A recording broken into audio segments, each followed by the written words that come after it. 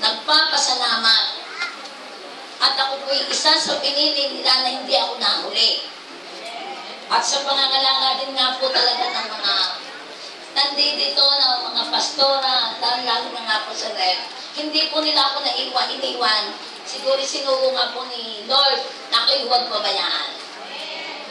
Ako po ay napakatagal na presidente ng Libho Sentral. At bata pa po si Rev, ay siguro ako'y nakikita na doon. Ako po'y talagang napakatindi rin, ika nga. Kung doon po'y may matindi kung dito po'y may matindi sa atin ngayong born again noon po ay ako'y matindi doon. Na hindi ko naman po alam kung anong gusto. Kasi noon po, ang success po noon, ang alam ko, may ayos ko ang simbahan, malagyan ko ng magandang ilaw, ng mga semento, ng altar na maganda. Akala ko po yung nagtunay na paglilingkod. Yun po ang akala ko. Pero, dahil hindi ko nga po natatanto at hindi ko nababasa ng matindi, ng lubos ang ating Biblia. Basta po kung anong sabihin doon, yun ang po ginagawa ko. So proud na proud po ako. Kasi pang piyesta po, talagang ang palabas doon namin ay napakaganda. Ang prosesyon po'y may umagay, may hapon. Halos ako po'y mahimatay, ika nga. Pero, yung po pala'y purong mali. Ika nga po'y, yun ay para sa mga sanglibutan. Kasi sana po kanya. Ako po ay namulat lamang ang aking paniniwala sa pagbabible po nitong aking sila pastor. Hindi ko na po mabanggit kung sino-sino sila. Marami po silang umakay sa akin dahil hindi nga po ako nila pinabayaan. Paulit-ulit ha.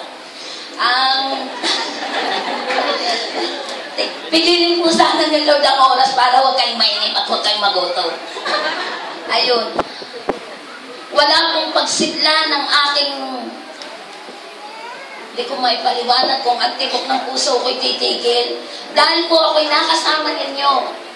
Talaga pong hindi ko akalain. Sa dami po ako'y nagpunta po sa St. Paula, nagtayo po ako ng simbahan, ng chapel doon. Wala pong makapagtayo kundi ako.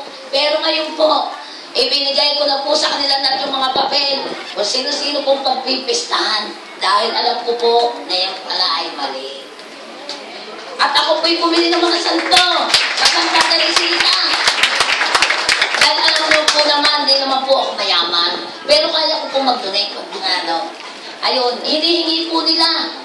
Hindi ko po binigay. Dahil po sabi ko, paano magtuturo ko pa yata ako ng mali? Tama po ba yun? Ayun. So, ang ginawa ko po, hindi naman mo akong hindi ko po bahay yun. Eh, tinabi ko na lang po doon sa labado sa kabilang tabi. At di bago na magpasa yung dadating na may-ari ng bahay. Dahil po sa inyo na. Ay, ano nga. Talaga po ako'y nagpapasalamat. Ako'y At ito pa nga po, sa mga taga-Libho po, taga-Sentral. Sabi po nila, ay bakit daw ako'y napaparito na? Ay sabi ko po, ay hindi ko po naramdaman, hindi ko po naranasan, at hindi ko po may paliwanag kung ano ang kaligayahan at kaluwalhatian na nararamdaman ko.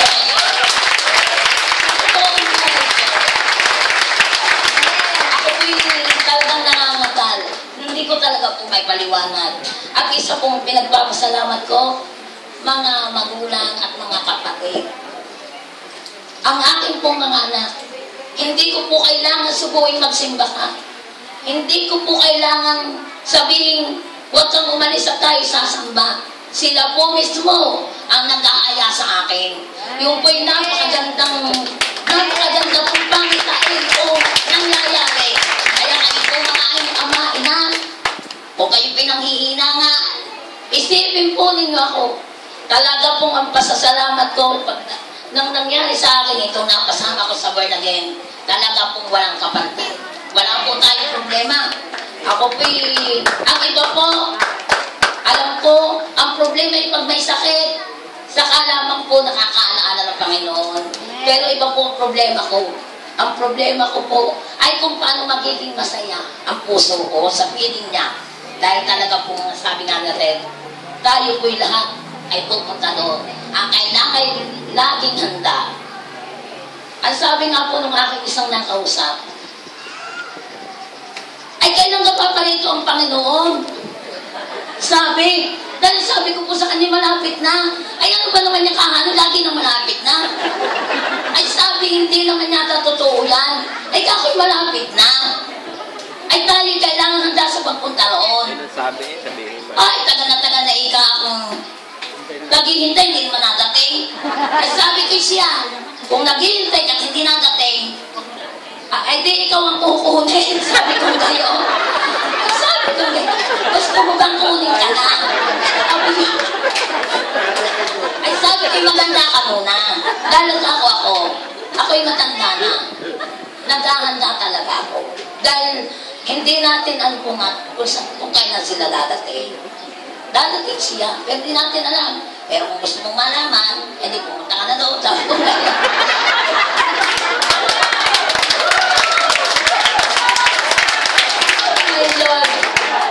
Ang sabi ko po sa mga, ayun nga po, ang sabi po ng mga iba, kung hindi daw ako napipasidip ng mga taga, dahil kilala nga po ako presidente doon sa Libo. Ang sabi ko, ano kayang kanilang sasabihin sa akin? Hindi naman sila mabibigla. Kasi naroon pa sa malayo. Ay ako yan ba, may dalang Biblia. Nag-Bible study nga. Ay ako naman, gusto ko rin namin nasa Bible study. Ay ako naroon pa sa gate na yun, yung ay mga kumare at mga presidente rin ngayon sa chapel. Ako'y natawag na. Palapay na ako, Sister, pasang ka ba na? Yung po ang bati ko. Ay, di, nagtataka, sister. Oo, sister naman talaga ka tayo. So, paano naman sa gawin mo yung sister kita talaga? Diga po. Ayun, kaya hindi po sila magkakaroon ng pagkakataon na siguro yung magtataka lang sila. Bakit nagkakatot yung kahanin? Sa laki ng puhunan sa chapel, 1,000. Kung mangingi sa kandidato, 10,000 ang kampanya, binibili ko sa Maynila. Ay, nako. Yung po pala, ang taginting noon na hindi ko alam kung ano. Ang pinimin sa akin.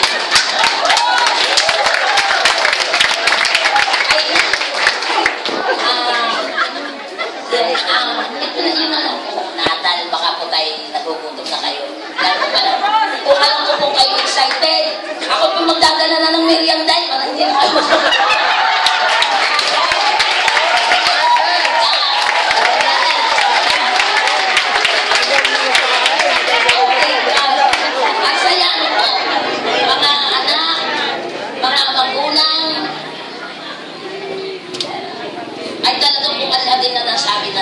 Pero sa permiro po o sa unang pagkakataon, maaari kung hindi natin maramdaman agad, maaari tayo ngay manghina.